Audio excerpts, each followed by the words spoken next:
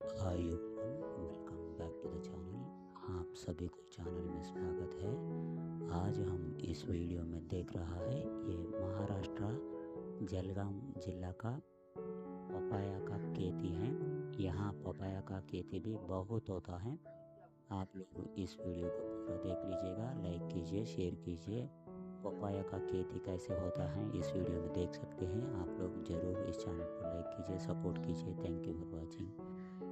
Hi everyone, welcome back to the ఛానల్కి అందరికీ స్వాగతం.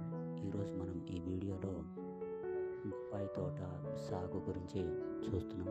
ఈ వీడియో మహారాష్ట్రలోని జల్గాం జిల్లా. ఇక్కడ బొప్పాయి సాగు కూడా చాలా ఎక్కువగా ఉంటుంది. ఇది పళ్ళ తోటలు బాగా ఉంటాయి ఇక్కడ.